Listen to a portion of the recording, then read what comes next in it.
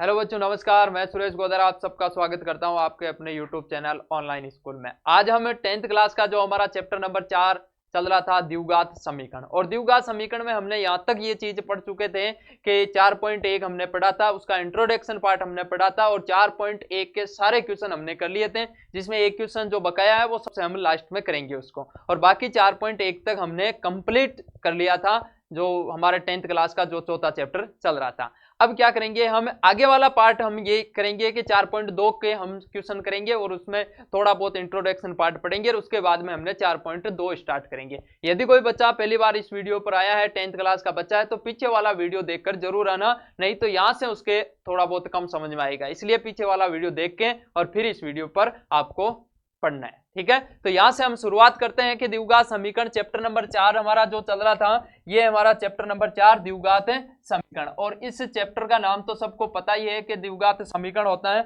और मैंने आपको पीछे वाली क्लास में क्या चीज पढ़ाई थी उसको मैंने 2 मिनट का टाइम लेके हम उस चीज को वापस याद करते हैं। हमने ये चीज पढ़ा था कि द्विघात समीकरण, तो ये आपके पास में द्विघात समीकरण, आपको ये पता है कि द्विघात समीकरण के हमने भरपूर क्वेश्चन किए थे भर भर के कि भाई द्विघात समीकरण होता क्या है। तो द्विघात समीकरण क्या होता है कि एक ऐसा समीकरण जिसमें चर की अधिकतम पावर कितनी होनी चाहिए, 2 होनी चाहिए, यानी कि चर की अधिकतम पावर पीछे वाला ये वीडियो आप देख के जरूर आना, नहीं तो यहां से थोड़ा बहुत कम समझ में आएगा। चर की अधिकतम जो पावर है, जो घात है, वो होनी चाहिए कितनी, 2। यदि किसी चर की अधिकतम पावर 2 है तो उसका मतलब ये एक द्विघात समीकरण होगा। द्विघात समीकरण का व्यापक रूप क्या होता है, ये मैंने पीछे वाली क्लास में आपको समझाया था कि द्विघात समीकरण का व्यापक रूप होता है, वो होता है आपके पास में ax² प्लस में bx प्लस में c इक्वल टू 0। लेकिन यहाँ पे एक बात ये है कि a नॉट इक्वल टू 0 होना चाहिए, ये बात हमेशा ध्यान रखना चाहिए कि ax² प्लस में bx प्लस में c equal to 0, a not equal to 0। a not equal to 0 का मतलब मैंने यह आपको समझाया था कि एक का मान कतई 0 नहीं होना चाहिए। यदि एक का मान भाई साहब हमारे 0 हो गया तो ये द्विघात समीकरण नहीं रहेगा, क्योंकि इसका मान 0 होते ये पद गायब हो जाएगा, ये पद 0 हो जाएगा, पीछे बचेगा ये एक द्विघात समीकरण नहीं होगा। तो मेरे हिसाब से पीछे वाले वीडियो, आप तो उम्मीद करता हूं कि आप पीछे वाला वीडियो देख के आए हैं और यहां से अब स्टार्ट करते हैं। तो द्विघात समीकरण क्या व्यापक रूप हमें कोई पूछ ले तो ये होता है ax² प्लस में bx प्लस में c इक्वल टू 0। यहां तक मेरे हिसाब से आपके समझ में आई होगी बात। और अब हम आगे की ओर बढ़ते हैं, ठीक है। तो वीडियो को आप लाइक जरूर करना, शेयर करना अपने दोस्तों के साथ, और अब आप इस क्लास का आनंद लेना है। चलते हैं, हम शुरुआत करते हैं कि सबसे पहले ये बात क्या आती है कि सर द्विघात समीकरण हमने पूरा डिटेल से पढ़ लिया था। और द्विघात समीकरण में इधर शांति से देखना है, आपको जो चीज मैं सिखाऊं उसी का ही आपको यूज करना है कि द्विघात समीकरण। अब देखो, द्विघात समीकरण में 4.2 में सर हम पढ़ेंगे क्या, 4.2 में पढ़ेंगे हम गुणनखंड विधि द्वारा एक द्विघात समीकरण के मूल ज्ञात करना। ये हमारा टॉपिक का नाम है। और टॉपिक का नाम क्या है, एक गुणनखंड विधि द्वारा एक द्विघात समीकरण के मूल ज्ञात करना। वो हम आज की क्लास में सीखने जा रहे हैं, ठीक है। तो सबसे पहले आपको ये चीज मैं सिखा दूं, क्लियर कर दूं कि ये जो द्विघात समीकरण है, ये हमारे पास में द्विघात समीकरण है। और इस द्विघात समीकरण को हल करना है। हल करने का मतलब आपके पास में, मैं आपके सामने लिखूं, सब जानते हैं, सारे बच्चे जानते हैं कि सर ये लिखा कि 2x², ये लिखा 2x² प्लस में 6x और माइनस में 2 लिख दिया इक्वल टू 0 लिख दिया। ये मैंने एक द्विघात समीकरण रैंडम ऐसे ही ले लिया। आप सबको पता है कि सर ये द्विघात समीकरण है और मैं बोलूं कि इस द्विघात समीकरण को हल करना है। इसको क्या करना है, आपको हल करना है। अब आपके दिमाग में आएगा सर हल कैसे करना है, क्या मतलब इसका समझे नहीं, तो मैं समझाता हूं। इधर देखो, हल का मतलब है x का मान ज्ञात करना। हल का मतलब ये होता है x का मान ज्ञात करना। तो आपको यहां से x के मान ज्ञात करना है। तो आपके दिमाग में ये बात आएगी कि सर ये चीज तो हमने पहले पढ़ी थी। कहां पढ़ी थी, याद करो कि दूसरे चैप्टर में हम पढ़ के आए थे। दूसरा चैप्टर का जो हमने पूरा ऑपरेशन किया था वो किया था द्विघात बहुपद से। पूरा का पूरा हमने पढ़ा था कि सर द्विघात बहुपद। और ये मैं आपसे बोलूं कि द्विघात बहुपद पढ़ाने के तुरंत बाद में द्विघात समीकरण क्यों पढ़ाया, क्योंकि एक जैसे ये सेम है, डिट्टो, कोई अंतर नहीं है। अंतर केवल इतना ही है कि ये लिखा मैंने ax² प्लस में bx प्लस में c इक्वल, ये तो था एक द्विघात बहुपद। ये तो था एक द्विघात बहुपद। ध्यान से समझना है, कोशिश करनी है पूरी समझने की। ये एक द्विघात बहुपद है और इस द्विघात बहुपद में यदि मैं इक्वल में कुछ भी लिख दूं, मान लो 0 लिख दिया, तो ये एक द्विघात समीकरण बन गया। तो इतना सा छोटा सा अंतर है द्विघात बहुपद और द्विघात समीकरण। इसलिए मैंने आपको दूसरा चैप्टर पढ़ाने के तुरंत बाद चौथा चैप्टर पढ़ाया। केवल और केवल माइनस सा फर्क है। कितना सा फर्क है कि यदि मैं इसको छुपा दूं, इक्वल में 0 को छुपा दूं तो ये द्विघात बहुपद बन जाएगा, और इसको वापस हटा दिया तो ये एक द्विघात समीकरण बन गया। इतना सा इसमें अंतर है केवल और केवल। समझ में आई क्या बात? तो यहाँ पे हमें इस द्विघात बहुपद को हम सोल्व कर रहे थे, तो उस टाइम में यदि मान लो ये इक्वल में 0 नहीं है, ये इक्वल में आपके पास में 0 नहीं है, तो इक्वल में यदि 0 नहीं है तो ये क्या है कि द्विघात है बहुपद। और द्विघात बहुपद के हमने ज्ञात किए थे मूल। अब मैं आपसे बोलूं कि मूल ज्ञात नहीं, शून्य ज्ञात किए थे। क्या ज्ञात किए थे? शून्य। यहाँ पे हमने इस चीज के लिए शून्य ज्ञात किए थे। ये ज्ञात किए थे सर शून्य, और हम सबको पता है कि द्विघात बहुपद के शून्यकों की संख्या कितनी होती है? 2 होती है। याद है आपको? पीछे वाली क्लास में हम पढ़ के आए थे। तो द्विघात बहुपद, ये जो द्विघात बहुपद है, इसके शून्यकों की संख्या है वो कितनी है?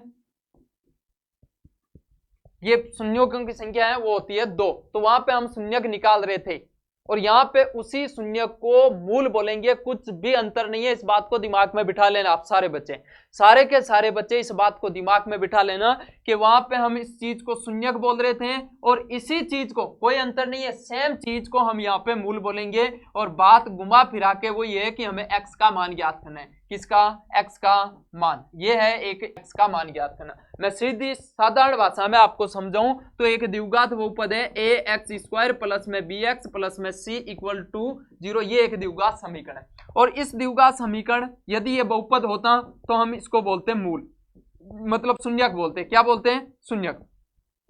यदि एक द्विघात बहुपद होता तो वहां पे हम इसी चीज को बोलते हैं शून्यक, और यदि एक द्विघात समीकरण है तो इसी चीज को हम बोलेंगे मूल ज्ञात करना है। और मोटे मोटे तौर पे आपको ये चीज सीखने वाली है कि आपको केवल और केवल x का मान ज्ञात करना है। x क्या है? चर। तो x का मान ज्ञात करना है, और x के मान हो, मूल हो, शून्यक हो, वो आने वाले हैं 2। इस बात को दिमाग के अंदर बिठा लेना सारे के सारे बच्चे।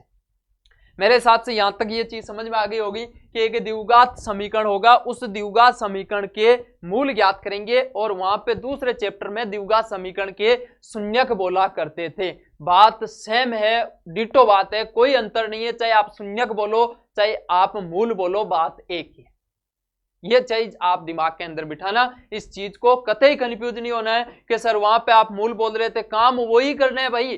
काम कौन सा है कि x का मान निकालना है, x के 2 मान आएंगे। x के कितने मान आएंगे? 2 मान आएंगे। तो वहां पे हम उसी चीज को शून्यक बोल रहे थे, और सेम बात यहाँ पे हम बोलेंगे इसको मूल। और मूल निकालने के लिए हमारे पास में, वहां पे आपके पास में कितने रास्ते थे? कि रास्ते से थे सर एक, और उसका नाम था गुणनखंड विधि। याद आया आपको? गुणनखंड विधि। और गुणनखंड विधि क्या करती थी के 3 पद आते थे, और 3 पद के हमने 4 पद बना के 2 में से कॉमन लेते थे, आगे वाले 2 में से कॉमन लेते थे। ये क्वेश्चन हमने बहुत सारे किए थे दूसरे वाले चैप्टर में। सेम बात डिटो वापस यहाँ पे लागू करते हैं। मेरे हिसाब से यदि दूसरा चैप्टर आपके समझ में आया तो इसमें कतई ही टेंशन लेने की जरूरत नहीं है, एकदम हलवा लगेगा आपको, बिल्कुल ही आसान चैप्टर है ये।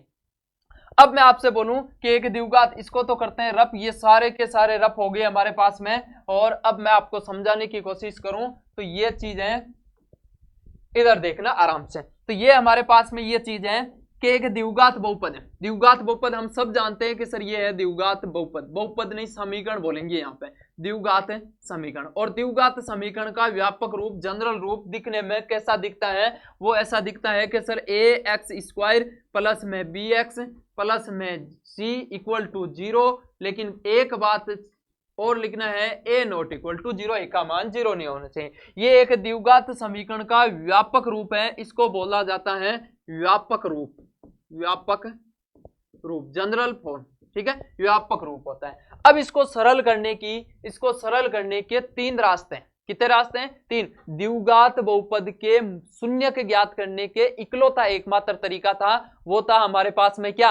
वो था सर हमारे पास में एक गुणनखंड विधि। गुणनखंड विधि से हम उसके द्विघात बहुपद के शून्यक ज्ञात करते थे। और यहाँ पे हम इसको के कौन कौन से तरीके हैं, इस चीज को दिमाग में बिठाना, ये है आपके पास में। देखो इधर मैं समझाने की कोशिश करता हूं। इस द्विघात समीकरण है और इस द्विघात समीकरण को सरल करने की 3 रास्ते हैं। 3 रास्ते का मतलब भले ही आप ऐसे बोलो कि सर 3 तरीके हैं, 3 विधियां हैं, तो 3 रास्ते से हम इसके मूल ज्ञात कर सकते हैं।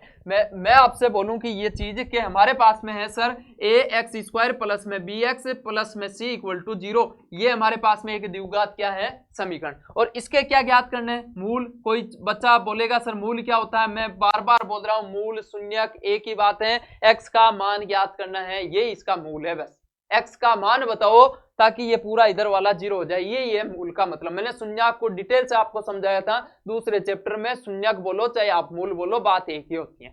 यहां तक मैं आपसे बोलूं कि ये भाई मान लो यहाँ पे आपका कोई शहर है और आप दूसरे शहर में जाना चाहते हो, दूसरे शहर में जाना चाहते हो, तो आप बोलोगे सर एक तो हमारे पास में एकदम सीधा रास्ता है, हम कूदते कूदते चले जाएंगे, तो एकदम सीधा रास्ता है। एक बोलेगा कि सर मैं इधर से जाऊंगा, जा भाई आराम से। और एक बोलेगा सर मैं इधर से जाऊंगा, तो जाएगा तो वहीं पे भाई हमारा जो टारगेट है वहां पे हम पहुंचेंगे, लेकिन रास्ते अलग अलग हो सकते हैं। तो गुणनखंड विधि इस द्विघात समीकरण को सरल करने के रास्ते बहुत सारे हैं, लेकिन मान वही आएगा, आंसर वही आएगा। तो गुणनखंड विधि हमारे पास में ये कार्य करती है कि द्विघात समीकरण है और इस द्विघात समीकरण को सरल करने की हमारे पास में विधियां हैं, वो है 3। कितनी विधियां हैं? 3 विधियां हैं। 3 रास्ते मानो, 3 तरीके बोलो, जो आपको अच्छा लगे वैसे आप बोल सकते हो। तो पहला जो रास्ता है, पहली जो विधि है, उसको बोला जाता है गुणनखंड विधि। ये है गुणनखंड विधि। और गुणनखंड विधि दूसरे चैप्टर में बहुत सारी हमने की थी, ये है गुणनखंड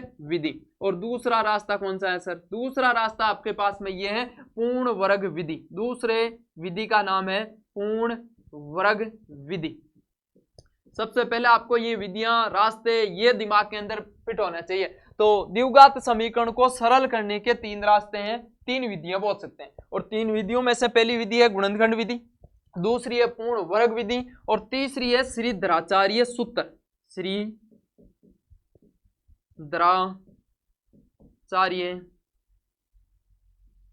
सूत्र। और श्रीधराचार्य सूत्र को ही आप बोल सकते हो द्विघाती सूत्र। क्या बोलेंगे? द्विघात सूत्र। बात एक है, श्रीधराचार्य सूत्र बोलूं चाहे द्विघात सूत्र बोलूं, बात एक है, दोनों को दिमाग के अंदर फिट कर लेना। तो सबसे पहले मेरे दोस्त आपको इतना सा ध्यान रखना है कि एक द्विघात समीकरण होता है, द्विघात समीकरण को सरल करने की 3 रास्ते हैं, 3 विधियां हैं। पहली विधि है गुणनखंड विधि, दूसरी है पूर्ण वर्ग विधि और तीसरी है आपके श्रीधराचार्य सूत्र। और एक सबसे कमाल की बात यह आती है कि ये जो बीच वाली है ना पूर्ण वर्ग विधि, इस पूर्ण वर्ग विधि को आपके एनसीईआरटी वालों ने इसको हटा दिए, इस चीज को आपको हटा दिए। तो टाइम मिलेगा तो इस चीज को हम लास्ट में चीज को पढ़ेंगे, क्योंकि ये बिहार बोर्ड में है और भी 1-2 बोर्ड में है, लेकिन राजस्थान बोर्ड में एनसीईआरटी बुक वालों ने इस पूर्ण वर्ग विधि को हटा दिया है। लेकिन जो मैथमेटिक्स है, जो बच्चा आगे बढ़ना चाहता है, उनके लिए मैं आपको एक राय बताऊं तो ये पूर्ण वर्ग विधि है ना बहुत काम में आएगी, बहुत जगह काम आएगी। 12th क्लास में कम से कम 3 या 4-5 जगह काम में आएगी। तो यदि मैथमेटिक्स का कोई बच्चा है आगे बढ़ना चाहता है तो पूर्ण वर्ग विधि उनको जरूर पढ़नी चाहिए। और मैं आपको सबसे लास्ट में पूर्ण वर्ग विधि पर एक पूरा वीडियो बना के वो आप तक पहुंचाऊंगा। पूर्ण वर्ग विधि क्या है, हाल फिलहाल हम इस चौथा चैप्टर कर रहे हैं, इसमें पूर्ण वर्ग विधि को साइड में हटाएंगे, इसको हम यहां नहीं पढ़ेंगे। ठीक है, तो राजस्थान बोर्ड वालों के लिए ये जो पूर्ण वर्ग विधि है इसको हटा दिया है। तो केवल और केवल 2 ही तो रास्ते बचे, एक तो है गुणनखंड विधि और एक है श्रीधराचार्य सूत्र यानी कि द्विघात सूत्र। ये बात दिमाग में बिठा लेना आप सारे बच्चे।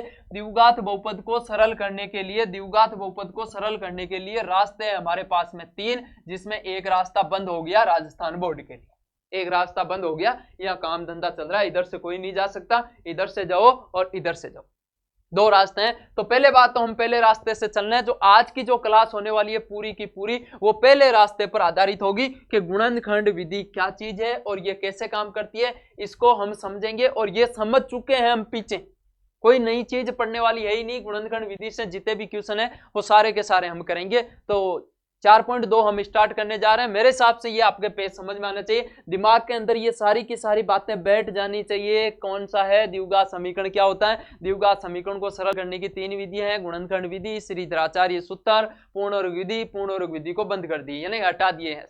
समझ में आई क्या बात? तो यहां से मैं उम्मीद करता हूं कि ये आपकी चीज समझ में आई होगी। अब हम लेते हैं क्वेश्चन, और क्वेश्चन से ही हम समझेंगे कि गुणनखंड विधि कैसे कार्य करती है। गुणनखंड विधि का मतलब टुकड़े करना है, बीच वाले पद को तोड़ना है। तो याद आ गया दूसरा चैप्टर, दूसरे चैप्टर में जैसे करते थे वैसा का वैसा ही यहाँ करना है, सेम कहानी डिटो यहाँ पे करनी है। तो मैं अब चलता हूं क्वेश्चन, जो पहले हम उदाहरण ले लेते हैं, उदाहरण के बाद हम 4.2 के क्वेश्चन लेंगे। तो आज की जो क्लास होने वाली है ना, इस क्लास के अंदर हम केवल और केवल गुणनखंड विधि का अध्ययन करेंगे, और जो नेक्स्ट क्लास आने वाली है उसमें मैं आपको श्रीधराचार्य सूत्र भी बताऊंगा और इसकी व्युत्पत्ति कैसे हुई, ये सारी डिटेल से हम ये चीज पढ़ेंगे। और श्रीधराचार्य नाम का एक गणितज्ञ था, उसने ये सूत्र उत्पन्न किया था, इसलिए श्रीधराचार्य सूत्र बोलो, चाहे आप द्विघाती सूत्र बोलो, द्विघात सूत्र बोलो, बात एक ही।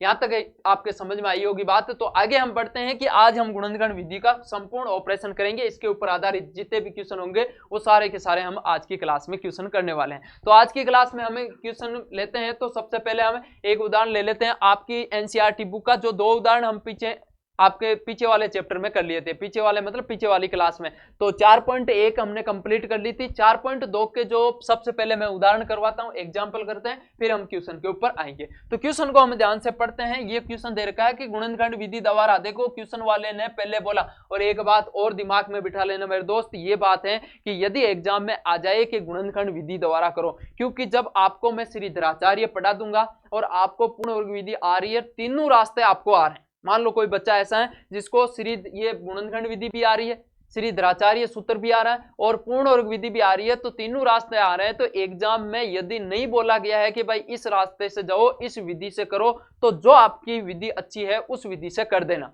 लेकिन बोर्ड के एग्जाम में यदि स्पेशल नाम लिखा हुआ है, मान लो यही क्वेश्चन आ गया, ऐसे लिख दिया कि गुणनखंड विधि द्वारा, तो गुणनखंड विधि ही द्वारा ही करना है। ऐसा नहीं कि सर मेरे को धराचार्य आ रहा है, मैं धराचार्य से कर रहा हूं, आंसर तो वही आएगा, लेकिन विधि इसी को अपनानी है। क्वेश्चन वाला स्पेशल रूप से बोला है, तो जो बोला वैसे ही करेंगे। तो ये है हमारे पास में गुणनखंड विधि द्वारा, ये एक द्विघात समीकरण दिख गया। द्विघात समीकरण सारे बच्चे पहचान कर लो कि द्विघात समीकरण की अधिकतम पावर कितनी होनी चाहिए, चर की 2। तो ये एक द्विघात समीकरण है। इसके क्या ज्ञात करना है, मूल। मैंने आपको इतने बता रखा है कि मूल, और दूसरे चैप्टर में द्विघात बहुपद के शून्यक, ये है शून्यक। तो बात एक ये, इस बात को दिमाग में बिठाना, कतई कंफ्यूज नहीं होना है। यहाँ पे दूसरे चैप्टर में, चैप्टर नंबर हमारा जो 2 था, उसमें हम इसी चीज को शून्यक बोल रहे थे, और यहाँ इसको हम बोलेंगे मूल।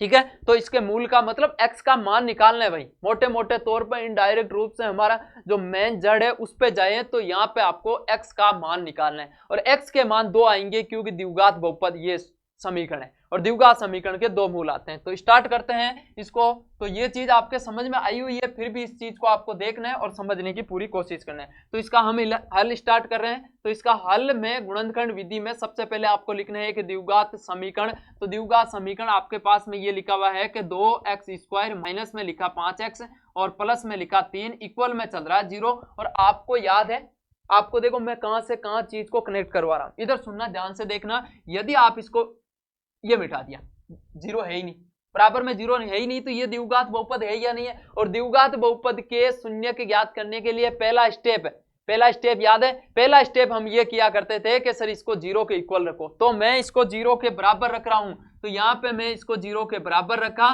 तो बताओ ये द्विघात समीकरण बना नहीं बना?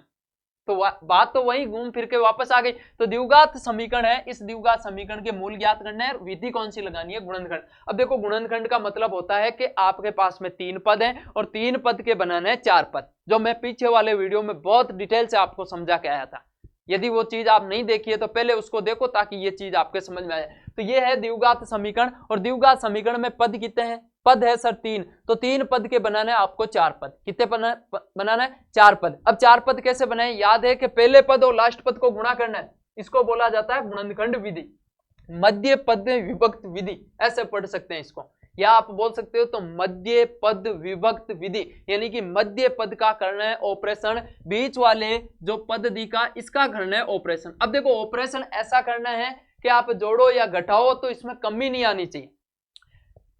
यदि जोड़ो या घटाओ तो इसमें कमी नहीं आनी चाहिए और इन दोनों के गुणनफल के बराबर आना चाहिए। ये पद होता है मध्य पद विभक्त विधि। अब देखो बीच में है पहला पद और लास्ट पद को गुणा किया तो मैं इधर साइड में कर लेता हूं। ये है कि सर पहला पद 2 है और लास्ट पद है 3। मैं बोला कि प्लस और माइनस को भूल जाना आप एक बार के लिए, है ही नहीं प्लस माइनस, आप सीधा साधारण संख्या को गुणा करना है। तो 2 और 3 को गुणा किया तो आया सर 6।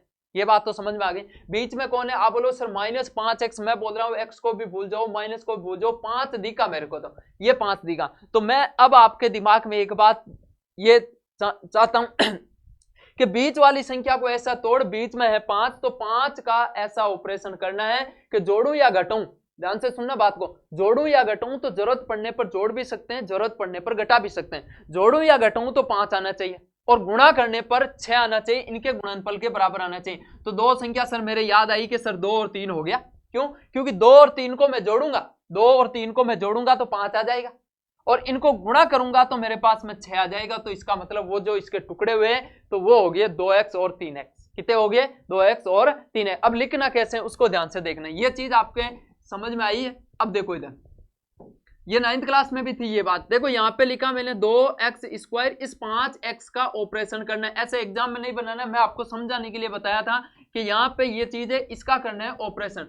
अब 5x का ऑपरेशन करना है तो इसका ऑपरेशन 2 भागों में तोड़ के लिखना है। अब देखो कैसे लिखना है, इसको मैं लिख सकता हूं सर 2x माइनस में 3x। अब बताओ क्या ये सही लिखा हुआ है क्या? आप बोलोगे सर हमें कैसे पता कि सही लिखा? आप इसको इकट्ठा करके देखो कि माइनस का 2x और माइनस का 3x होता है माइनस का 5x। सही है, समझ में आई? तो यहाँ इस 5x में माइनस के 5x में कोई फर्क नहीं आया और हमारा आगे का रास्ता क्लियर हो गया। और आगे वाला है जैसे कि जैसे लिखना है, प्लस में 3 इक्वल में हो गया 0। तो इस -5x को तोड़ के मैंने ऐसे लिखा है। इसको तोड़ना आना चाहिए कि इनको जोड़ू या घटाऊं। देखो इनको जोड़ो तो माइनस का 5x और दोनों को गुणा करूं तो ये होएगा 6x² के बराबर। मैं बोल रहा हूं प्लस माइनस को भूल जाओ, x² सबको भूल जाओ, सीधा सिंपल गुणा करना है। तो यहां से अब क्या हो गया सर, 4 पद बन गए। अब जैसे ही 4 पद बने तो पहले 2 में से कॉमन लेना है। पहले 2 में से 2 भी है, ये लिखा सर 2 कॉमन आ गया। x यहाँ पे भी है, x यहाँ पे भी है तो 2x कॉमन आ गया। अब जैसे ही 2x कॉमन आया तो यहाँ क्या बचा, यहाँ बच गया सर x। यहाँ क्या बचा, यहाँ बच गया 1। मेरे हिसाब से आपको कॉमन लेना आना चाहिए। अब आगे वाले में से क्या कॉमन आएगा सर, यहाँ 3 है, यहाँ 3 है तो माइनस का 3 कॉमन ले लो। माइनस का 3 कॉमन लेगा, देखो माइनस बार आ गया तो प्लस, यहाँ 3 बार आ गया तो यहाँ बचेगा x और यहाँ से -3 कॉमन लिया, 3 तो ले रहे हो लेकिन साथ में माइनस भी ले रहे हो, इसलिए माइनस का 1 बचेगा, इक्वल में है 0। अब मैं आपसे बोलूं कि इस क्वेश्चन की जांच यहाँ होगी कि यहाँ और यहाँ सेम बचना चाहिए। यदि दोनों जगह सेम है तो इसका मतलब हमारा क्वेश्चन सही है और ये चीज आपके दिमाग में होनी चाहिए। यहाँ दोनों जगह सेम है तो उनको लिख दो एक बार। हम पीछे वाले क्लासों में बहुत सारे किया, x माइनस का 1 एक बार लिखा और क्या बचा, यहाँ बचा सर 2x, कुछ निशान में लगा देना प्लस प्लस का, यहाँ लिखा 2x और यहाँ लिखा माइनस का 3x और इक्वल में हो गया 0। आप बोलो सर ये तो हमें रट्टा मारने वाला सिस्टम हो गया। देखो दोबारा समझाने का तरीका तो ये है कि x माइनस 1 यह है, x माइनस 1 यह है, तो मैंने x माइनस 1 को कॉमन लिया और कॉमन लेते x माइनस 1 यहाँ से कॉमन आ गया, यहाँ बचेगा 2x और यहाँ बचेगा -3x। ऐसे कर सकते हो और प्रत्येक क्वेश्चन में डायरेक्ट तरीका हमारे पास में है कि x माइनस 1 x दोनों जगह सेम दिखे तो दोनों जगह सेम दिखे तो उसको एक बार लिखना है और जो बाकी बचा उसको एक बार लिखना है। जब दो संख्या गुणा हो रही है, मैंने आपको बार बार बोल रहा हूं कि a इंटू बी और आंसर आ रहा है 0। देखो इक्वल में क्या चल रहा है, 0। यदि दो संख्या गुणा हो रही है आंसर आ रहा है 0 तो या तो ये 0 होगा और या फिर ये भी 0 होगा, दोनों में से कोई एक 0 होगा। तो दोनों को आपको 0 को इक्वल रखना, ये भी 0 के बराबर, ये भी 0 के बराबर। तो x माइनस 1 इक्वल में 0, इसको भी 0 के बराबर और यहाँ है 2x माइनस में 3 इक्वल में 0, ये भी 0 के बराबर। यहाँ से x का मान निकालना, हमारा टारगेट शुरुआत से ही ये था कि x का मान निकालना, ये इसके मूल होते हैं। तो यहाँ से x का मान कितना आया, यहाँ से x का मान आया सर 1, ये आ गया 1। यहाँ से x का मान निकालूं तो पहले 2x है, पहले 3 को भेजना है, ये लिखा 3। अब रेखिक समीकरण बन गया, ये एक घात वाला बन गया। अब 2 को उठा के इधर ले जाएंगे तो x इक्वल में हो गया 3/2। तो मेरे हिसाब से ये x के 2 मान आए और जैसे ही 2 मान आए तो आप अतः वाली लाइन जरूर लिखना, कौन सी है, अतः द्विघात समीकरण के मूल। और वहां पे शून्यक थे तो उसको एक को अल्फा नाम दिया, एक को बीटा, तो यहाँ पे भी आप अल्फा और बीटा दे दो बस। तो यहाँ आप लिखोगे ये चीज कि आप लिखोगे अतः द्विघात समीकरण, अतः द्विघात समीकरण, द्विघात समीकरण के मूल तो द्विघात समीकरण के जो मूल है वो आ गया कि सर एल्फा इक्वल में तो हो गया 1 तथा बीटा इक्वल में हो गया कितना 3/2, ये लिखा 3/2। यहां तक आपको प्रॉपर एग्जाम में ऐसे क्वेश्चन करके आना है। मेरे हिसाब से ये चीज आपके समझ में आई होगी यहां तक। अब चलते हैं हम नेक्स्ट क्वेश्चन के ऊपर, ठीक है। तो इसको हम कर देते हैं एक साइड,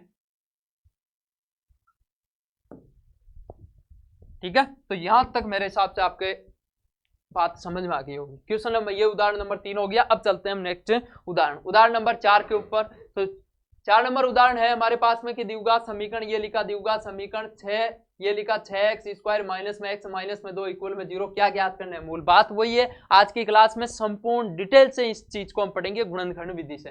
तो देखते हैं, हम करते हैं स्टार्ट। तो यहां से हमारे पास में सबसे पहले हम इस द्विघात समीकरण को लिख लेते हैं। हल इसका स्टार्ट कर रहे हैं। तो हल हमारे पास में ये है कि मूल ज्ञात करने। मूल का मतलब प्रत्येक बच्चा समझ जाना है कि इसके x का मान ज्ञात करना है। x के 2 मान आएंगे, एक का एल्फा नाम देंगे और एक का बीटा नाम देंगे। तो ये है 6x², ये लिखा 6x² माइनस में x माइनस में 2 इक्वल में हो गया हमारे पास में कितना 0। यहां तक मेरे हिसाब से ये चीज समझ में। ये चीज यहां है कि सबसे पहले इसके 3 पद है, तो 3 पद के बनाना है 4 पद। तो 4 पद बनाने का नियम है पहला पद लास्ट पद को गुणा कर। तो पहला पद लास्ट पद को गुणा किया तो वैसे आता तो देखो -12। मैं आपसे एक चीज बोलूं कि आप माइनस प्लस सबको भूल जाओ, साधारण संख्या को गुणा करो एक बार के लिए। सबसे पहले है 6 इंटू, यहाँ है तो -2, लेकिन मैं बोला हूं माइनस साइनस को भूलो 2 को। तो ये आया 6 और 2 गुणा हुआ तो 12, अर्थात 12 आ रहा है, ठीक है। अब बीच में कौन है? बीच में आप बोलोगे सर कौन है, पता ही नहीं चला। x का गुणांक यहाँ क्या 1 है, लिख सकता हूँ 1। मेरे हिसाब से ये चीज समझ में आई होगी। तो यहाँ x के गुणांक 1 है, तो आप 1 का ऐसा ऑपरेशन करो कि जोड़ू या घटाऊं तो 1 ही आना चाहिए और गुणा करने पर 12 आना चाहिए।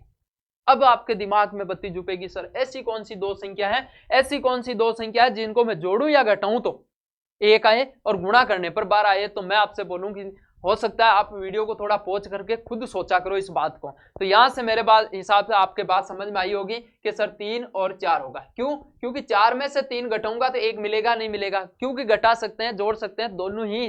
जरूरत पड़ने पर घटा ले, जरूरत पड़ने पर जोड़ ले, बात खत्म। तो यहाँ 4 में से 3 घटाऊंगा तो 1 मिलेगा और 4 और 3 को गुणा करूंगा तो 12 मिलेगा। तो हमारे जो टुकड़े हैं वो इस द्विघात समीकरण के जो टुकड़े हुए वो हो गए 3x और 4x। तो 4x 3x ये टुकड़े हो गए। अब यहां से ये चीज समझ में आई है। तो अब करते हैं इसका काम। बीच वाले पद को ही तोड़ना है, पहला और तीसरे पद को नहीं छेड़ना है आपको।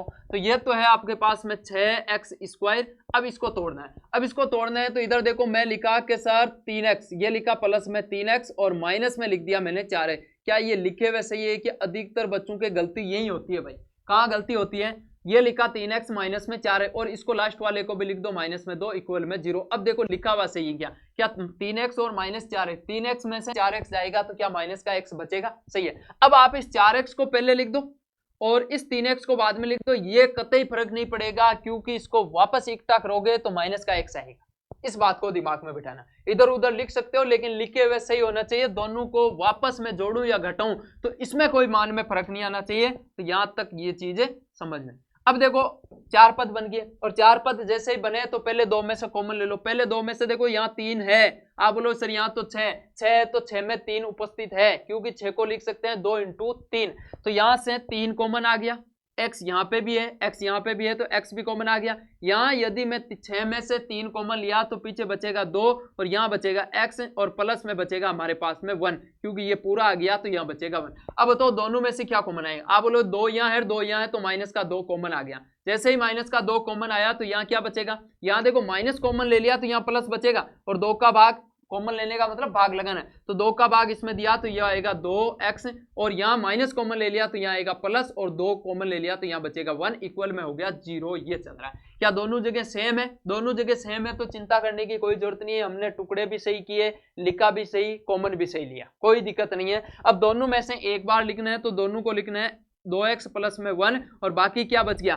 बाकी बचा के सर 3x और माइनस में 2 और इक्वल में चल रहा है 0। या तो ये 0 होगा या ये 0 होगा तो इसको भी 0 के बराबर कर देते हैं। 2x प्लस में 1 इसको भी 0 के बराबर और 3x माइनस में 2, 3x माइनस में 2 इक्वल इसको भी 0 के बराबर। यहाँ से x का मान निकालें तो पहले 1 को उठा के इधर ले जाते हैं, तो 1 को उठा के इधर ले जाएंगे तो ये हो जाएगा 2x इक्वल में माइनस का 1, कितना हो गया माइनस का 1। 2 को भी उठा के इधर ले जाते हैं तो x इक्वल में हो गया 1/2x यहाँ। और दूसरे चैप्टर में तो हम इसके जांच भी कर रहे थे, पता है आपको, तो जांच भी यहीं पे भी कर सकते हैं, वही बात लागू होती है। तो 2 को उठा के इधर ले गया तो ये हो गया 3x इक्वल टू हो गया 2।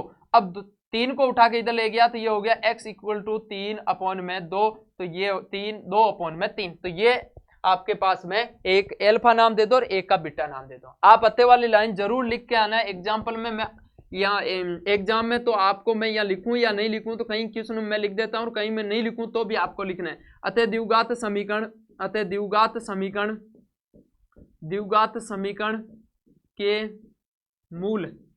समीकरण के मूल एल्फा बराबर तो हुआ हमारे पास में कितना -1/2 तथा बीटा बराबर हो गया हमारे पास में कितना, बीटा बराबर हो गया कि सर 2/3, तो ये लिखा 2/3। यहाँ तक आपके क्वेश्चन समझ में आए।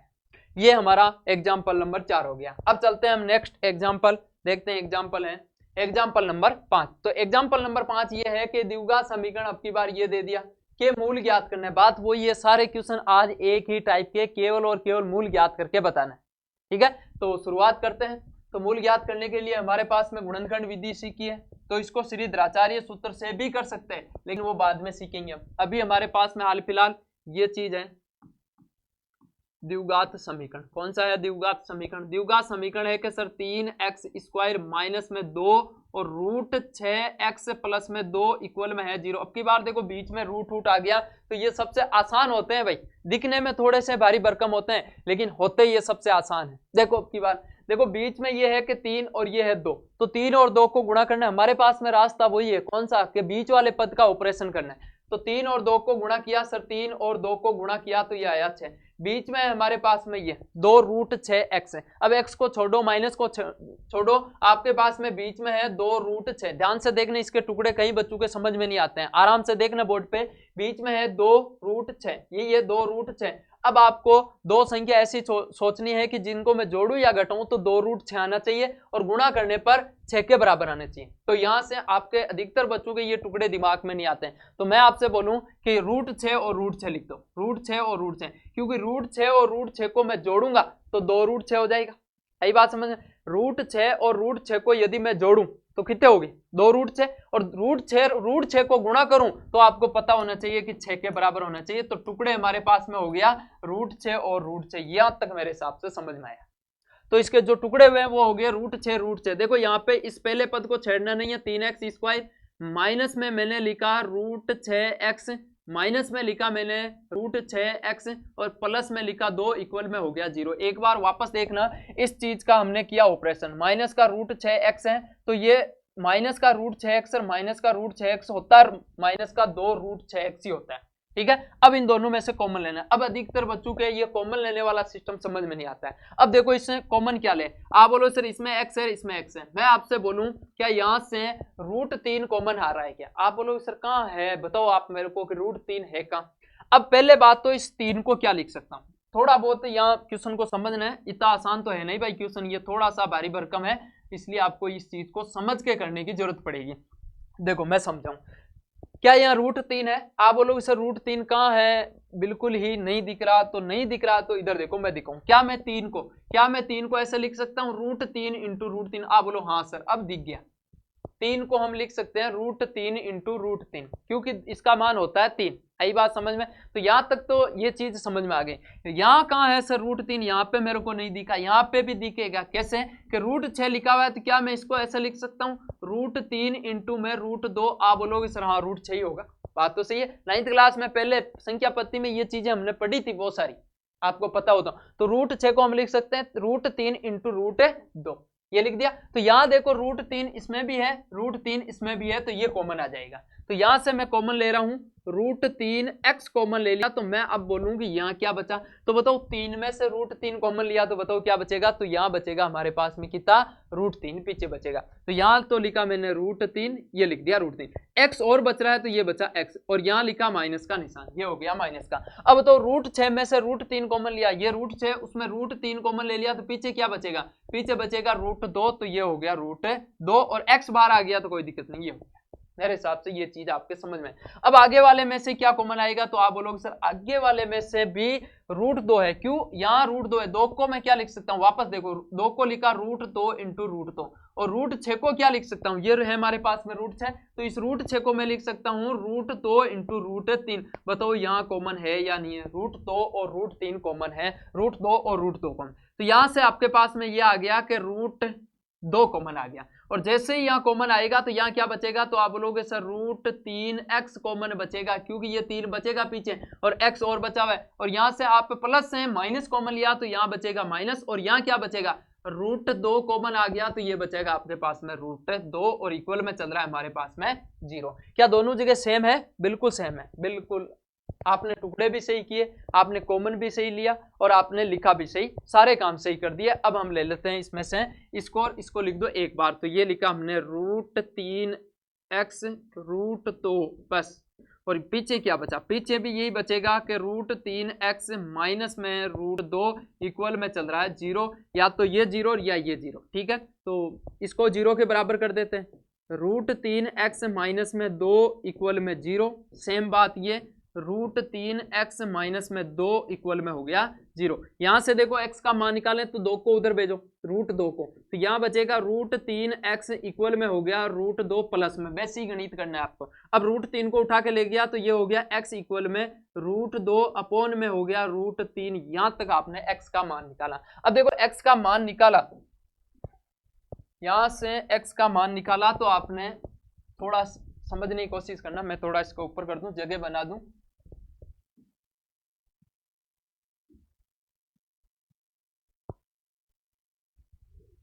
अब देखो इधर क्या ये रूट ऊपर वाले पे भी लागू है, नीचे वाले पे भी लागू है, दोनों पे है या नहीं है, तो दोनों पे है तो एक ही रूट से काम चला लो सर। तो इसका फाइनल आंसर हम लिखेंगे कि x इक्वल में ये आया, x इक्वल में 2/3 और दोनों के ऊपर रूट लगाया, तो ये आपके फुल एंड फाइनल आंसर मिला, ठीक है, ये आपका आंसर हो गया। सेम इधर आएगा, कैलकुलेशन करके देख लेना, x का मान क्या आएगा 2/3 और रूट ये आप सेम, क्योंकि ये तो एक ही बात है, इधर कैलकुलेशन कर ली तो इधर कोई जरूरत नहीं है। तो अल्फा का मान ये आया, बीटा का मान ये आया, तो यहां तक आपके इस क्वेश्चन को समझने में थोड़ी सी परेशानी आ सकती है, लेकिन आप एक बार इस चीज को, इस क्वेश्चन को दोबारा देखना ताकि आपकी ये चीज पूर्ण रूप से क्लियर हो जाए। यहां तक ये चीज, ये अल्फा का मान आ गया। अब मैं डायरेक्ट लिख रहा हूं आपके सामने, आप अतः वाली लाइन जरूर लिखना, अतः अल्फा बराबर, अतः द्विघात समीकरण के मूल अल्फा बराबर 2/3 पूरे के ऊपर रूट, तथा बीटा बराबर b, यही मान आया, दोनों बराबर आ सकते हैं, कोई दिक्कत नहीं, आगे समझाऊंगा कब बराबर आते हैं कब ऐसा मान आते हैं। ये चीज समझ में आई आपके। अब चलते हैं हम नेक्स्ट जो एग्जाम्पल है उसके ऊपर। तो नेक्स्ट एग्जाम्पल क्या, हमारी प्रश्नावली स्टार्ट हो गई है। प्रश्नावली है कि 4.2 का पहला क्वेश्चन आज इस क्लास में हम कंप्लीट करेंगे, पहला क्वेश्चन संपूर्ण क्वेश्चन करेंगे। तो ये है 4.1 4.2 का पहला क्वेश्चन है कि गुणनखंड विधि द्वारा, किससे, गुणनखंड विधि द्वारा निम्न द्विघात समीकरण के मूल ज्ञात करना है। अभी जो 3 एग्जाम्पल किया था, आप वीडियो को पॉज करके सारे क्वेश्चन खुद ट्राई करने की कोशिश करना है, क्योंकि जितना आप वीडियो देखोगे उतना आपको समझ में तो आ जाएगा, लेकिन फिर आपकी प्रैक्टिस नहीं होगी। इसलिए आप कहीं दिक्कत आती है या कहीं फंसते हो तो वीडियो को देखा करो, और एक बार देख के दोबारा आप वापस ट्राई किया करो। तो यहाँ से हमारे द्विघात समीकरण के मूल ज्ञात करने हैं। तो ये आपके पास में द्विघात समीकरण है, इसका करते हैं हम हल। मूल ज्ञात करना है तो सबसे आसान गुणनखंड विधि आपके पास में है, ये लगाया गुणनखंड विधि। देखो क्वेश्चन है x² माइनस में लिखा 3x और माइनस में लिखा 10 इक्वल में हो गया 0, ये एक द्विघात समीकरण है, और इस द्विघात समीकरण के मूल ज्ञात करने हैं। हाल फिलहाल रास्ता कौन सा है, गुणनखंड विधि। तो गुणनखंड विधि से द्विघात समीकरण के मूल ज्ञात करेंगे। तो द्विघात समीकरण में पहला पद लास्ट पद को गुणा किया तो कितना आया 1। अब तो मेरे हिसाब से ये गुणनखंड विधि आपको आ गई होगी, अब खुद आप प्रैक्टिस कर सकते हो। पहला पद लास्ट पद गुणा किया तो कितना आएगा 10, बीच में कौन है 3, तो दो संख्या ऐसी सोचो जिनको जोड़ू या घटाऊं तो 3 और गुणा करने पर 10, तो 5 और 2 तुरंत दिमाग में आना चाहिए। आपके ये टुकड़े समझ में आ गए तो फिर आपको गणित में बस किंग बन जाओगे, क्योंकि अधिकतर जगह यही गुणनखंड विधि काम आएगी। तो ये हो गया एक्स स्क्वायर, माइनस में लिखा 2x, माइनस में लिखा 5x और माइनस में लिखा 10 इक्वल में हो गया 0। लेकिन ये लिखा हुआ गलत है। आप बोलोगे सर 2x और 5x ही टुकड़े होंगे, बात तो सही है, लेकिन माइनस का 2x और माइनस का 5x तो माइनस का 7x हो गया। इसलिए लिखना भी इंपॉर्टेंट होता है, इस बात को दिमाग के अंदर बिठा लेने बाद। तो यहाँ लिखा हुआ गलत है तो यहाँ सर मैं प्लस लगा दूं, अब की बार भी गलत है। क्यों? क्योंकि माइनस का 2x और प्लस का 5x होता है प्लस का 3x, होता है नहीं होता, प्लस का 3x होता है, इसलिए ये लिखा हुआ भी गलत है। इसलिए आप सर एक काम करो, यहाँ प्लस लगो। अब यहाँ आप एग्जाम में काटा चिट्ठी कर करके मत लगाना, एक बार में सोच लेना किसको तो प्लस में लिखना है किसको माइनस में लिखना है। अब देखो ये 2x माइनस में 5x कितना होता है माइनस का 3x। अब पहले दो में से कॉमन ले लो, पहले दो में से x कॉमन आएगा और यहाँ बचेगा x और यहाँ बचेगा 2, ये हो गया 2। आगे वाले 5 यहाँ है 5 यहाँ है तो माइनस का 5 कॉमन ले लिया, माइनस 5 कॉमन लेते ये हो गया x और यहाँ हो जाएगा प्लस में 2 और इक्वल में हो गया 0। ठीक है, दोनों जगह सेम है, एक बार लिख दो तो ये हो गया x प्लस में 2। बाकी क्या बचा? बाकी बचा सर x माइनस में 5 इक्वल में हो गया 0। या तो ये 0 और या ये 0, इसको भी 0 के बराबर, इसको भी 0 के बराबर। x प्लस में 2 इक्वल में 0, इसको 0 के बराबर। x माइनस 5 इक्वल में 0, इसको भी 0 के बराबर। यहाँ से x का मान निकालें तो ये हो गया x इक्वल टू माइनस का 2 और यहाँ से x का मान निकालें तो ये हो गया x equal to minus plus में 5, क्योंकि ये इधर जाएगा तो प्लस में हो जाएगा, ये लिखा प्लस में 5। तो एल्फा का मान कितना आया सर? एल्फा का मान हमारे पास में आया ये चीज, अतः द्विघात समीकरण के मूल एल्फा बराबर तो -2 तथा बीटा बराबर आपके पास में आया प्लस में 5 है। यहां तक इस बात को दिमाग में बिठा। उम्मीद करता हूं कि आपके ये सेशन ये क्लास समझ में आ रही है, मजबूत होके बैठे हुए हो, देख रहे हो। तो अब हम चलते हैं, हमारा इसी के में 6 पार्ट दे रखे हैं। क्वेश्चन नंबर जो 1 है ना आपकी एनसीईआरटी बुक में 4.2, यदि आप देखोगे तो 4.2 के अंदर आपके सामने ये पहला क्वेश्चन है ना, उसमें 6 पार्ट दे रखे हैं। 6 पार्ट को अलग अलग सोल्व करेंगे। अब देखो इस 6 पार्ट में हमारे पास में ये है 2x स्क्वायर। अब इसका हल स्टार्ट कर रहे हैं। तो 2x स्क्वायर ये लिखा मैंने 2x स्क्वायर प्लस में x माइनस में 6 इक्वल में हो गया 0। बताओ पहला पद, अब तो डायरेक्ट ही करना आना चाहिए। पहला पद लास्ट पद को गुणा किया तो आया सर 12, 2 और 6 गुणा हुआ तो कितना आ गया? 12 आ गया। बीच में कौन है? 1 है सर, यहाँ कुछ नहीं है तो 1 है। तो दो संख्या ऐसी सोचो जिनको जोड़ू या घटाऊं तो 1 आना चाहिए और गुणा करने पर 12 आना चाहिए। तो आप बोलोगे सर कुछ देर के लिए वीडियो को रोक के आप सोच सकते हो। तो ये सोचा तो ये हमारे पास में हो गया 3x और 4x। क्यों? क्योंकि 4 में से 3 घटाएंगे तो 1 मिलेगा, 3 और 4 को गुणा करेंगे तो 12 मिलेगा। ये चीज दिमाग में आ गई तो अब लिखना आना चाहिए। देखो इधर ये लिखा कि 2x स्क्वायर प्लस में लिखा मैंने 4x और माइनस में लिख दिया 3x और माइनस में लिख दिया 6 इक्वल में हो गया 0। क्या ये बात समझ में आई? 4x में से 2x जाएगा तो कितना बचेगा? x बचेगा। ठीक है, प्लस माइनस भी सही लगाया हुआ है। अब दोनों में से कॉमन ले हो तो दोनों में से 2 कॉमन आ गया, x और है तो x कॉमन आ गया। यहाँ क्या बचा? x बचा। यहाँ क्या बचा? 2 बचा सर। अब तो इन दोनों में से माइनस का 3 कॉमन आएगा, -3 जैसे ही कॉमन आएगा तो यहाँ बचेगा x, यहाँ क्या बचेगा? प्लस में 2 इक्वल में क्या है? 0। क्या दोनों जगह सेम है? सेम है तो एक बार लिखो, ये लिखा x प्लस में 2 और बाकी क्या बचा? बाकी बच गया सर 2x और माइनस में 3 इक्वल में हमारे पास में 0। या तो ये 0 होगा या ये 0, इसको भी 0 के बराबर। तो ये लिखा x प्लस में 2 इक्वल में 0 और ये लिखा 2x माइनस में 3 इक्वल में 0। यहाँ से x की वैल्यू कितनी आई? यहाँ से x की वैल्यू आई सर 2 माइनस का 2x। और यहाँ से x की वैल्यू निकालूं तो ये हो गया 2x। पहले 3 को उठा के उधर ले जाएं, ये माइनस में उधर जाके प्लस में। अब 2 इधर गुणा में इधर जाएगा भाग में, तो x इक्वल में हो गया 3 अपॉन में 2। ये आपके पास में एल्फा, किसी को नाम दे दो, एल्फा इसको दे दो चाहे इसको दे दो, तो आप लिखोगे अतः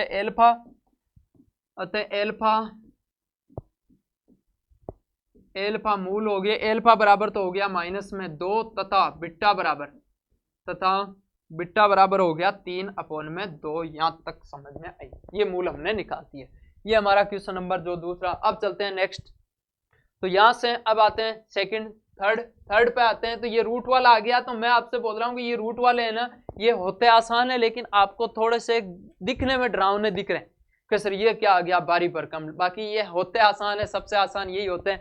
दिखने में डरावने दिखते हैं। देखो लिखा क्या है, देखो लिखा हुआ ये है कि ये लिखा हुआ है √2x² प्लस में है 7x और प्लस में है 5√2 इक्वल में है 0। ये है रूट आ गया तो देखो रूट वाला काम करते हैं। मैं बोला कि तरीका हमारे पास में है सर, पहले पद लास्ट पद को गुणा किया, पहला पद और लास्ट पद को गुणा किया तो पहला पद है √2, ठीक है, गुणा भी साइड में कर लेना, रफ कॉपी शर्माना नहीं है, ऐसा नहीं, कैलकुलेशन आप साइड में कर लिया करो। यह है √2 और लास्ट में कौन है 5√2। अब देखो गुणा करना आना चाहिए, देखो √2 और √2 गुणा हुआ तो कितना आएगा 2, ये बात तो हम जानते हैं, 2 और फिर ये 5 है तो गुणा करने पर मेरे हिसाब से 10 आया और ये आपके समझ में आया। तो गुणा करने पर 10 आ रहा है, बीच में कौन है, बीच में है सर 7। अब बीच में 7 है तो दो संख्या ऐसी सोचनी है जिनको जोड़ू या घटाऊं तो 7 आना चाहिए, गुणा करने पर 10 आना चाहिए। तो तुरंत दिमाग में आ गया सर 5 और 2, क्योंकि 5 और 2 होते हैं 7 और 5 और 2 को गुणा करेंगे तो कितना आएगा, गुणा करने पर सर आएगा कितना 10। तो यहां से टुकड़े हो गए कि ये लिखा मैंने 2√2x² प्लस में 2x प्लस में 5x, क्या लिखा हुआ सही है, लिखा हुआ सही है सर, 2x और 5x 7x होता है और प्लस में लिखा 5√2 और इक्वल में चल रहा है 0। पहले 2 में से कॉमन ले लो, अब देखो √2 यहाँ है, √2 यहाँ है, अब आप बोलो सर 2 में क्या, 2 को लिख सकता है भाई, क्या लिखे √2 और √2, तो ये √2 कॉमन आ जाएगा, तो यहाँ से √2 कॉमन आ गया, तो यहाँ क्या बचा, यहाँ बचा सर x भी कॉमन आ रहा है, x भी कॉमन आ रहा है तो ये लिखा x, तो यहाँ से क्या बचेगा x प्लस में, बताओ यहाँ क्या बचेगा, तो आप बोलो सर √2 बार आ गया तो √2 बचेगा, ये लिखा √2। यहाँ से 5 ये है, 5 ये है तो 5 कॉमन ले लो, साधारण चीज है, यहाँ बचेगा x प्लस में बचेगा 2√2 और इक्वल में 0। क्या दोनों जगह सेम है, सेम है सर, एक बार लिख दो, ये लिखा x प्लस में √2 और बाकी क्या बचा, बाकी बचा सर √2x प्लस में 5 इक्वल में है 0, ये 0, या तो ये 0 या ये 0, दोनों को ही 0 के बराबर रख देते हैं, तो रख देते हैं 0 के बराबर, तो यहाँ लिखूंगा x प्लस में √2 इक्वल में 0, यहाँ है √2x प्लस में 5 इक्वल में है 0, तो यहाँ से √2 उधर जाएगा तो ये हो गया माइनस में √2, x का मान ये आया। यहाँ से देखो x का मान निकालने के लिए 5 को उधर भेजेंगे तो ये आएगा √2x इक्वल में -5 और √2 को उधर भेजेंगे तो x इक्वल में -5 बट्टा √2, ये full and final answer alpha alpha बराबर तो आया माइनस में √2 तथा बिट्टा बराबर आया -5 अपॉन में √2। यहाँ तक आपके समझ में आनी चाहिए, ठीक है। आप इन क्वेश्चन का स्क्रीनशॉट ले रहे हो तो स्क्रीनशॉट ले लिया करो, नहीं तो फिर हम आपको टेलीग्राम पर पीडीएफ के थ्रू आप तक पहुंचा दिया जाएगा। और बाकी आप इसको साथ साथ नोट डाउन कर रहे हो या मेरे से पहले करने की कोशिश कर रहे हो तो बहुत बढ़िया बात है। अब हम 3 नंबर क्वेश्चन हो गया तो इसी के चौथे पार्ट पे हम चलते हैं। 4 नंबर हमारे पास में ये है। अब तो हम थोड़ा बहुत फास्ट भी ले सकते हैं क्योंकि हमें विधि भी आ गई सर, विधि आ गई तो हमारे पास में क्वेश्चन है, ये है, ये लिखा कि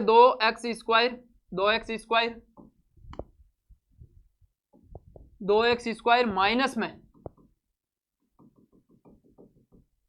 ये है कि 2x² माइनस में x प्लस में है 1/8 इक्वल में है 0। अब देखो यहाँ पे इस चीज को आपको करने के लिए आपके बट्टा में भी संख्या आ गई और पीछे वाले जितने भी क्वेश्चन किए बट्टा में नहीं हो रहे थे तो इसके टुकड़े तो हो जाएंगे, लेकिन मैं इससे भी आसान तरीका बताऊं। टुकड़े करने से पहले आप एक काम करो, क्या इनके बट्टा में 1 है, इनके बट्टा में 1 है तो इस 8 को गायब ही कर देते हैं। अब 8 कैसे गायब होगा, 8 गायब होगा कि ऐसा तो कर नहीं सकते 8 को उठा के भेज दें। 8 कब जाएगा, जब इस पूरे के अपॉन में होगा तब जाएगा। तो पूरे के अपॉन में लेने का इकलौता एकमात्र तरीका ले से ले लो सर एलसीएम। तो ले से एलसीएम कितना आया, 8 आया। 1 का भाग 8 में पहले ले से लेके फिर स्टार्ट करेंगे। थोड़ा सा इसको हम जो रूप जानते हैं उस रूप में लेके तो आए फिर स्टार्ट करेंगे। तो ये है 8, 1 का भाग 8, 8 दूना 16x², 1 का भाग 8, 8 को ऊपर गुणा किया तो माइनस का 8x है और प्लस में कितना है 1 इक्वल में क्या हो गया 0। अब 8 को उधर भेज दो तो ये हो गया 16x² माइनस में 8x प्लस में 1 इक्वल में 0। क्या ये और ये एक ही बात है भाई, सीधी सिंपल साधारण बात है ये चीज।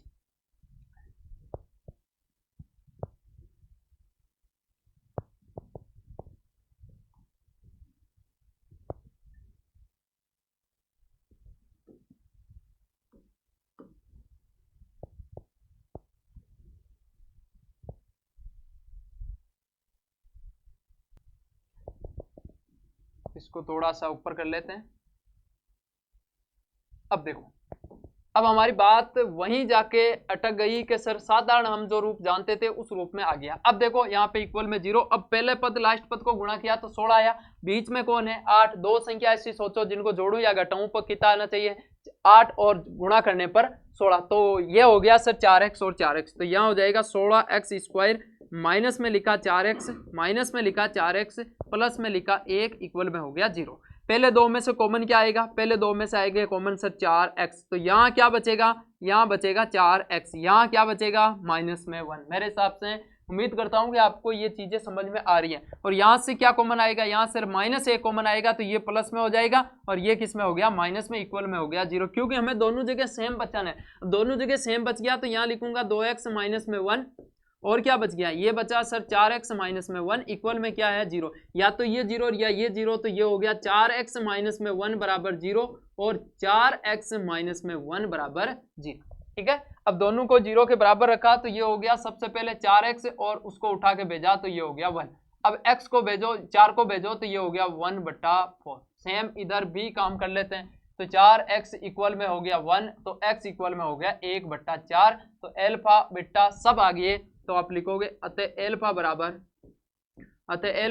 1/4 तथा बीटा बराबर 1/4।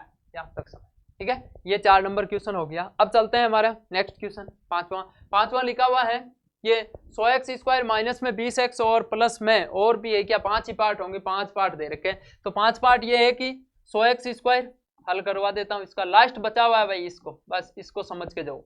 ये है 100x² माइनस में 20x और प्लस में 1 इक्वल में है 0। तो सबसे पहले हम करते हैं इसके टुकड़े गुणनखंड, पहला पद लास्ट पद गुणा किया तो 100, बीच में लिखा हुआ है 20, 20 का ऐसा टुकड़ा करो कि जोड़ू या घटाऊं, तो 20 गुणा करने पर 100, तो 10 हो गए, क्योंकि 10 और 10 को जोड़ेंगे तो 20 आएगा और 10 और 10 को गुणा करेंगे तो 100 आएगा। आप लिखेंगे कैसे, इधर देखो, ये लिखा कि 100x² माइनस में 10x माइनस में 10x और प्लस में है 0 इक्वल में 0।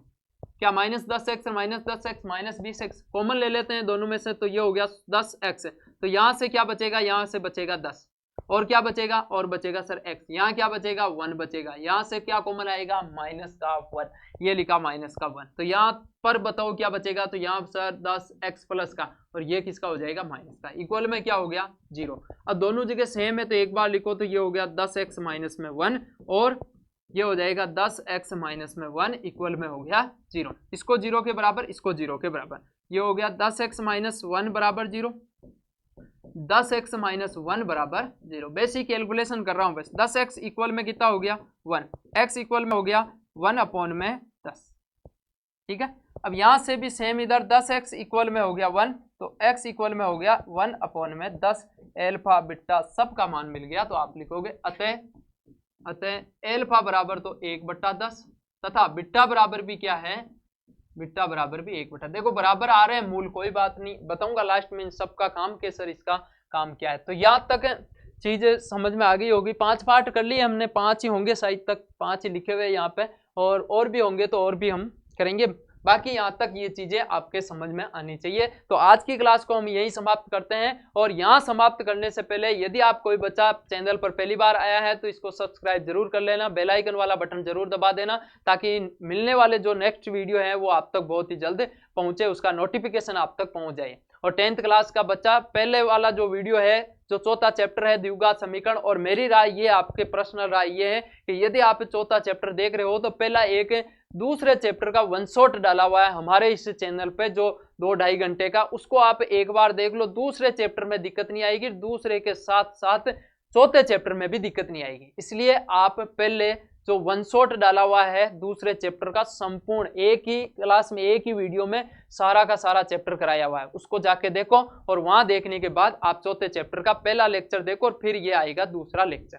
ठीक है, तो आप चैनल को सब्सक्राइब जरूर करना और बेल आइकन वाला बटन जरूर दबाएं। धन्यवाद।